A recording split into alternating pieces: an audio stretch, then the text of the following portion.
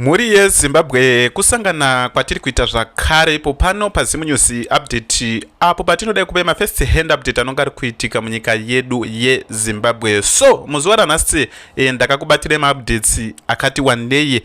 Pano tine update yemilitary, tine update yabva kuna Gagen Ajanga ari kutaura ndezve army generals kutoti no isu titorowo maveteran, titorowo sort of retired generals but tofanira kutamba takangwarira because tiri kuona kuti mumba mapinda roambira mubako mapinda roambira munoziva muitiro unoita roambira kutoti rinogara nembira mbira dzichitofunga kuti no mumwe wedu chimwe. So pedzinoenda kumafuro payapo yekupedzisira ndo inodini ndo inogomwa chimwe zvokutoti mbira hadzimbo dzinogona kugara kana 3 years 4 years dzisikatombozoti ndo mhandi yedu pedzinozoona ndo pedzinozodini pedzinozotiza mapako. So tine update futi yamai opa muchinguri.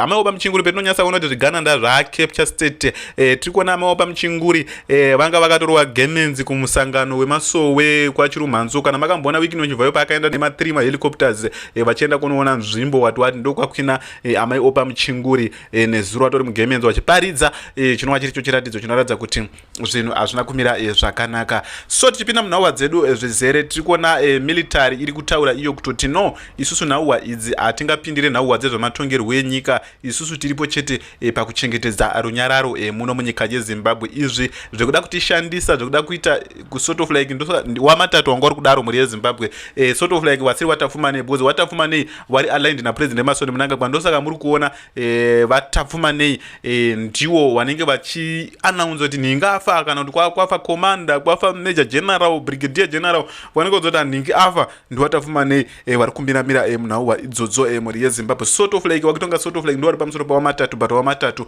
ndo vari pamusoro. So tiri kuona vamatatu vangotaura kuti even wakabvunzwa painterview vachitoti zvinhu zviri kuitika izvi muri kuzvionawo sei, wakati nini ndosaluta munhu anenge ari pachigaro. Ndo zvakangokwanisa kungotaura chete, havana kutora kuti ndofevhera waMnangagwa kana kuti waMnangagwa todzodaiso, havana kumbodaro muri yeZimbabwe. So tiri kuona military iri kutaura kuti iyo kutoti no mumadhemu ari kuitwa musi wa31 isu hatiko, kana zvazvo kuenda kunorwisa wana kana zvokunoita sei hatiko, tisikazozive kuti mamwe mabases because kune mamwe mabases vanenge vari kupiwa mari sort of like iwo ana opa muchinguri minister of defense ana general Monda akabva kukwidziridzwa manje uyu ndofunga ngari brigadier general uyere kuenda ku lieutenant or major general anisunyatsoziva pataka kubva kukwidziridzwa manje iye brigadier general Monda.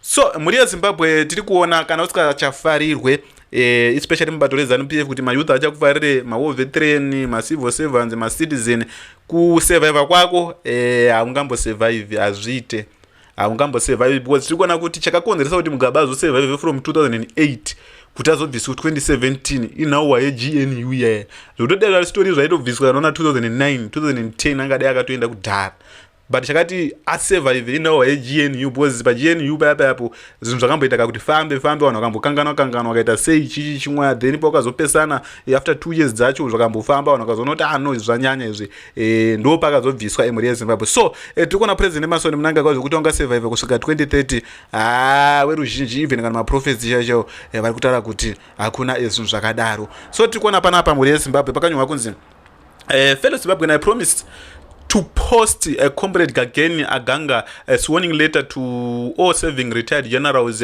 and security services about the ongoing poisoning. He called me about 30 minutes ago. He is finalizing it for me to publish here. Generals must be right alert. Tiri kuona pana vanhu vari kunzi bako rapinda roambira chimwe bako rapinda roambira zvinhu hazvinomira zvakanaka. Tiri kuona pa muchinguru ari kwa chirumhanzu chimwe ari kwa chirumhanzu kuuko kunonzi kuiko kumachechi yaJohani Marange Johani. So tiri kuona ZNU-PF chairman and Minister of Defense Comrade Opa Muchinguri Kashiri yesterday went to Mvuma in Chirumhanzi to deliver a message from the President Mnangagwa to the Johani, the 5th church.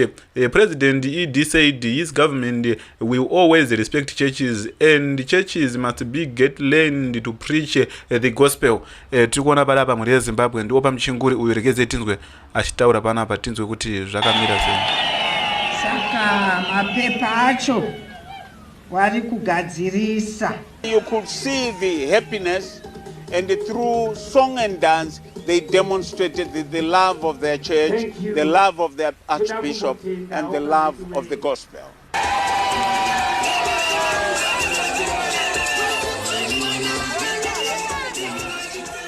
Ruben Barwe, ZPC News, Mvuma. Mhuri yeZimbabwe ndofunga tiri kuona ndo zviri kuitika. Zvakaoma mhuri yeZimbabwe zvina zvinomira zvakanaka. Zvinhu zviri kuita kubhoila cheko. Tiri kuona ana Tapfumanei sort of like ana Robert Tapfumanei vakapiwa madzimotokari nezuro ari kutorawo nhau dzemagamba nemachichi wapiwa motokari naPresident Emerson Mnangagwa. I think ndo vevamwe vacho ava, but uyu ndewechechi zvake vari kupiwa masomething. So tiri kuona panapa mhuri yeZimbabwe ndi Major General retired Ruodo tofuka tiri kuona panapa each and every week makatasa pachano ino tiri kuunzire dzemabrigadiers vari kufa. The board of Major General retired Ruodo, Richard Ruodo, has arrived at his farm in Macheke. Tiri kuona panapa brick by brick mabrigadiers vari kupera mhuri yeZimbabwe. So tiri kuti tinzwe macomrade vetinawo pano tikuzivise kuti zvinenge zvakamira sei serekeze tidai so tiuye panapa munyase kuona kuti nhau dzacho dziri kunyasa kumbofamba sei zvinhu zviri kuita kubhoila muno munyika yeZimbabwe. Tombonzwe nhau dzedzo matungirwo enyika dzinenge dzichitaurwa panapa udzokotiudzowo zvaunongochifunga mucomment section. Allege kuti it was Mangena who was trying to break away, grab power, like what Nari did. Guys who were trained in it wouldn't make sense. Let's look through the leadership of both teams. When someone says I didn't want to be led by people vasina kudzidza, we'll look at these ZANU top leadership. Ndiana asina kudzidza, and who had not by that time dzidzat. Let's go through Zipra and ZAPU leadership, and go through Ndiana anga asina kudzidza, Nkomo had a degree. No, I'm saying Kuzanla. Yes, so Ndiana anga asina kudzidza. So we have to interrogate some statements. Chitepo had died. Mnangagwa asina kudzidza in the leadership that should come so prominent. That the top leadership is made up of uneducated people. Let me explain. Who are not educated. For example, Kuzanla. It's become convenient. It's revisionist history. It has become so common for people to say, it's a post-trust. Yet when the organograms of both fronts, be it their political or military, are actually put under scrutiny, it is discovered that most of those statements are just verbatim. They do not hold water. Even Masipula Sitole did another examination of this issue, Kutikuri tribal, and picked the organogram. Zanu, sorry, that word is doing my head in, Zanu, and said, let's go through their whole diary and say numbers. Uyu mukore kore, uyu munyamanyika, uyu ndiani. Now this is it. Now let's proportionately say where does it fall. Same as I can say Zanu, even in its organogram, in its top leadership, in its cabinet, is it? So Zimbabweans conveniently say what makes them sleep at night, but the truth is far. We can't say andidi to be led by Banbasina Kudzitsa. You have to say Vangani in the diary. Who are you speaking about? Ndiani? Because most who were not educated had become educated by that time. We are talking now 79. They've been teaching themselves the corresponding varuma prisini varukudi Indiana snakudzitsa. Yeah, for example, Kuzanu, the leadership that we see that emerges after Nari. This is to my knowledge. Degree. But there is a vacuum yakaitika during the Nari issue. Vana Mugabe, they were not part of the vanga vari leaders who were not leading the army. That's why No, it's the context of the education. I didn't want to go into that. That is deeper. I'm trying to highlight. It's not the non-educated. It's what you are educated in. That is the problem. So the two groups that are fighting is old guard, new guard. Old ideology and the new ideology. Nari represents the new age revolutionaries. Eh? The old guard, old ideology. They were fighting new ideology, new type of education. So now it is retold as if the other were not educated. But it is just a fight of old ideology fighting new ideology. In any Canada, then kunevana vama 2000 and they are coming back from Canada, America, Yugoslavia, all over the place, and they have new revolutionary ideology.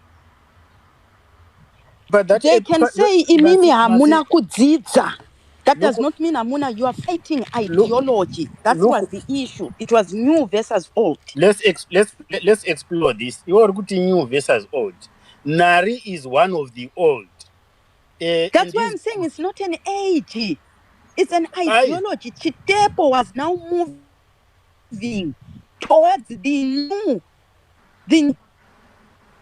Yet no, he is himself an old person, has existed with old idea, but he has moved on. Nari does Nari come before the death or after the death of Chitepo? Because this Chitepo dies after and because of. That's why it is said that what's his name? Tongogara killed him. After what? He accuses him of becoming what? The leader, conspirer with the Nari group is the old guard which has bought into the new ideology and is in between the two. There is something that we need to explore, because my understanding is that Nari gets arrested after the death of Chitepo. That's when Nari rose to say no, he is taking over the command of the army because there was a vacuum. However, the storytellers, what are the living, those who are alive today, who tell us the story, they mention kuti vachimuterinterrogata kuti anga ataurira vanhu vanga aconvinsa kuti no, we cannot be led by these vari kuuya ava havana kudzidza, havazivi hondo, because iye angagara arimo muhondo. You see, especially panhari. Nari was resisting the aitoresista vanatogara kuti vapfana vadoko vauya kumasure kwavo. See, this is when I say we are revisionist. Chitepo died after the Nari rebellion, right? Dies after. He dies in 75. Nari rebellion is 74. Right? And now this is the infusion of the new into the old. Not in age, in ideology. There are some who are mbakambili, who believe in the transformation, but also holding back, holding to the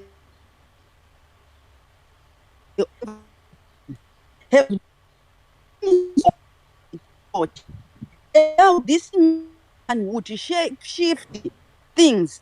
Hence I introduced